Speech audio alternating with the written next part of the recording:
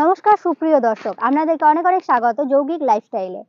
আগের দিন আমাদের বিষয় ছিল হাঁটাহাঁটির ওপর। হাঁটাহাঁটির ওপরই আজকে আবার দ্বিতীয় পার্ট নিয়ে এসেছি, যেখানে আরও অনেক কিছু হাঁটাহাঁটি সম্পর্কে আপনাদের জানানো হবে। আর অবশ্যই অবশ্যই আমাদেরকে সেটা জানাবেন আমাদের আচার্য শ্রী ভৈরব চট্টোপাধ্যায়।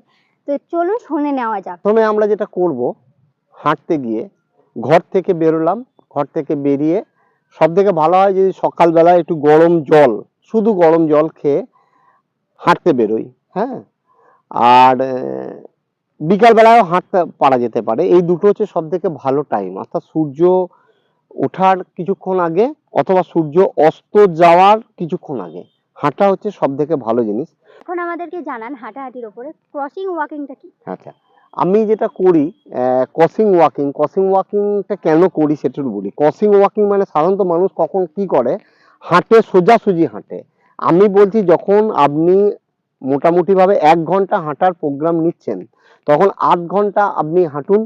হাঁটার পরে যখন আপনি ব্যাক করছেন, তখন আপনি এক কাজ করুন, ক্রসিং ওয়াকিং করুন। ক্রসিং ওয়াকিং মানে হচ্ছে রাস্তার এই যে ধরুন এটা সোজা রাস্তা, এই সোজা রাস্তায় আপনি এইভাবে হাঁটুন, এইভাবে হাঁটুন, এটা, তারপরে এইরকম, তারপরে এইরকম, এইভাবে আপনি হাঁটতে থাকুন। এটাতে সাপের মতো, হ্যাঁ হ্যাঁ, একে বেঁকে হাঁটা। একে বেঁকে হাঁটাটা কেন, কি জন্য হাঁটবো? এক হচ্ছে আমাদের বডি অ্যাক্টিভ হবে, মাইন্ড অ্যাক্টিভ হবে, এবং সব থেকে বড় ব্যাপার ব্রেন অ্যাক্টিভ হবে।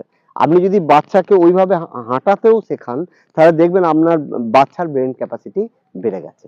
তো আচার্য এখন আমাদেরকে আপনি জানাবেন ব্যাক ওয়াকিং ব্যাপারটা কি? ব্যাক ওয়াকিং কিছুই নয়, আমরা সামনের দিকে হাঁটছি, আমরা যদি পিছনের দিকে একটু হাঁটি, তবে অবশ্যই রাস্তায় নয়, কারণ রাস্তায় পিছনের দিকে বোকার মতন হাঁটলে অ্যাক্সিডেন্ট হয়ে যাওয়ার সম্ভাবনা থাকে।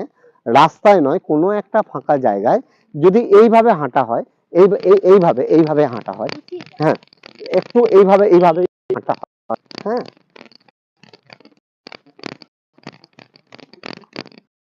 কত হাঁটবো না, এইভাবে একটু না হাঁটা না দৌড়ানোর মতন আমার হবে। কতক্ষণ না, যতক্ষণ আপনি পারবেন। সব থেকে ভালো হয় আপনি 3 থেকে 4 মিনিট কি 5 মিনিট এটা করলে আপনার শরীর, মন, ব্রেন সমস্তটাই কিন্তু অ্যাক্টিভ হবে। হ্যাঁ, এবং দেখবেন যে কিছুদিনের আপনি কিন্তু সুস্থতা অনুভব করছেন। আর এইট স্টেপ রাউন্ড ওয়াকিংটা কিভাবে করব? আচ্ছা, এইট স্টেপ রাউন্ড ওয়াকিং এটা হচ্ছে দাবেরীয় কালচার, মানে দক্ষিণ ভারতে যারা যোগী তারা এই ধরনের এইট স্টেপ রাউন্ড ওয়াকিংটা করেন। ওনাদের হাঁটতে হবে কি এইটের মতন, এইট যেটা সংখ্যা আছে বা বাংলায় যে 4 সংখ্যাটা আছে, সেই 4 সংখ্যার মতন।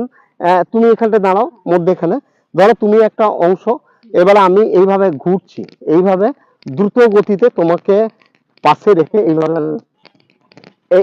এটা হলো, আবার ঠিক এইরকম ভাব, এইটের মতন এইরকম ভাব হাঁটবো। কতক্ষণ না, ফেরার পথে 5 মিনিট এইভাবে আমি। এটাতে শরীরের বিভিন্ন যে অংশগুলো, একবার এদিকে হয়েছে, একবার মানে ডান বা একবার বাঁয়ে প্রেসার পড়ছে, ফলে শরীরটা অ্যাক্টিভেট হচ্ছে। তো আজকের আমাদের ভিডিও ছিল হাঁটাহাঁটির উপরে। কেমন লাগলো সেটা জানাতে ভুলবেন না। অবশ্যই এটা নেক্সট পার্টও আসছে খুব তাড়াতাড়ি। দেখতে থাকুন, সঙ্গে থাকুন যৌগিক লাইফস্টাইল। ধন্যবাদ।